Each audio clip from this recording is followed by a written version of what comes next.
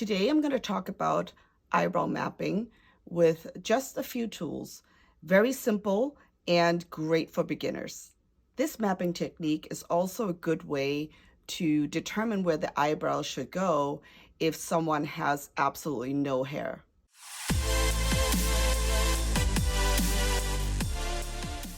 Hi everyone, this is Julia from Pigmenta Cosmetics and welcome to my channel, the #1 place for permanent makeup education, science, and inspiration. If you're new to my channel, please make sure that you click that subscribe button below, hit the bell, and turn on all your notifications. Everything I mention in this video will be linked in the description box below.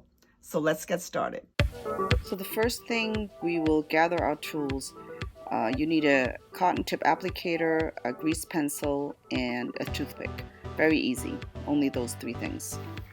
Because you are actually drawing with the toothpick, you want to get as much color on it as possible. During the mapping session, you may have to repeat this a few times. You may want to prepare multiple toothpicks so you can save yourself some time. So I wanted to mention something first. This is a really great mapping system for beginners, but it can also help you even as an advanced technician. Sometimes it's nice to double check yourself with the more difficult cases. Most experienced artists, such as myself, will draw freehand, and you will too, but until that time, this will help you.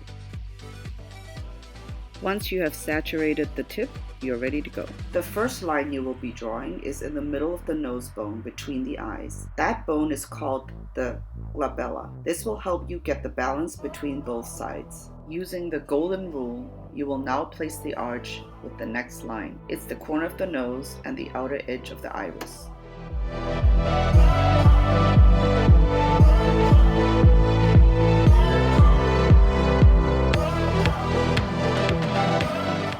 To determine where the tail of the eyebrow goes and also where it will end, use the corner of the nose and the outer corner of the eyes.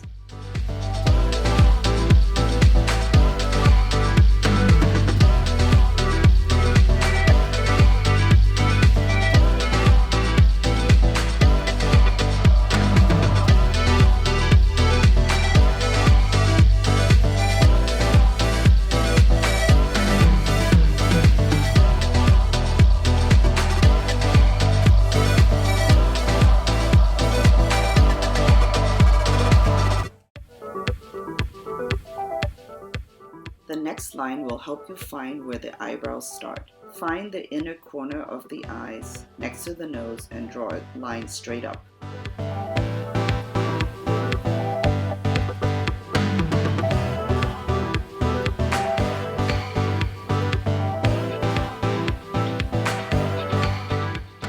This horizontal line will make sure your eyebrows are leveled.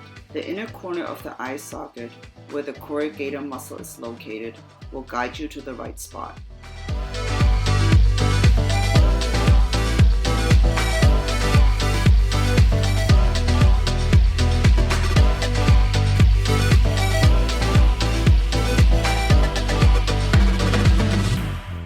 Parallel above is the line for the width of the eyebrows. This can be flexible, as you as an artist can play with that a little. The client's input, although it should not be the determining factor, is also important. Some like thicker or thinner eyebrows.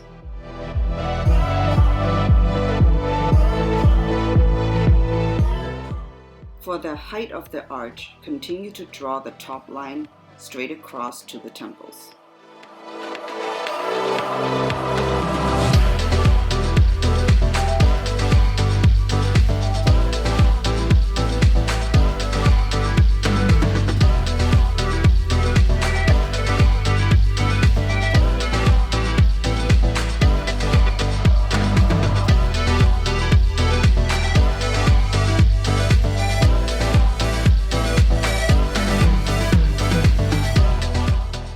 Now pull the lower line through on both sides.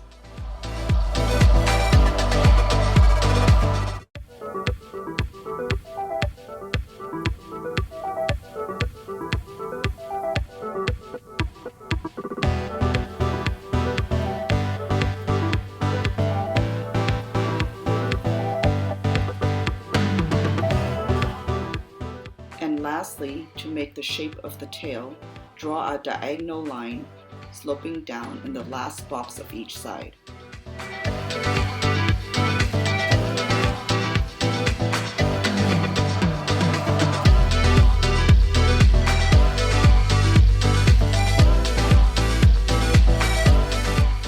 So the client doesn't get confused looking at all those lines that you drew, erase them all and just leave the actual shape of the brow.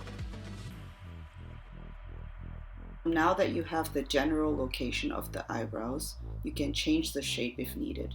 To give you an example, on the left brow, I will soften the shape by rounding the arch under the brow bone and the head or the front of the eyebrows.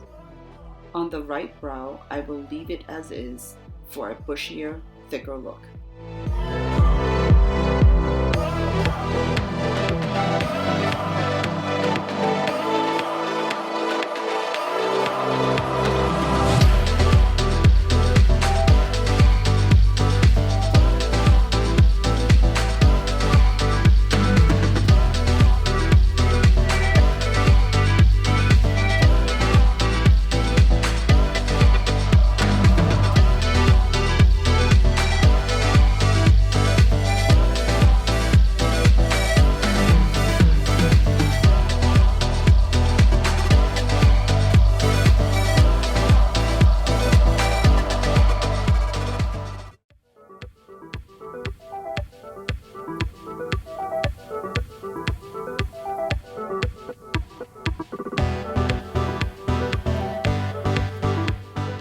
Mapping someone for an eyebrow procedure is helpful, but where you will really shine with your skill set and artistry is by compensating for gravity and a person's muscle and bone structure.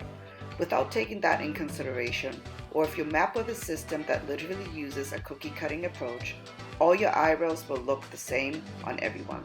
Hence, that's why I don't recommend rulers, mathematical formulas, stencils, or calipers. An eyebrow has to be unique to the individual, so going trendy wouldn't work either. It has to fit their face. I hope you enjoyed this video, and if you have any questions, please make sure that you contact us at pigmentausa.com or tell me in the comments below. Thanks so much for watching. I will see you next time.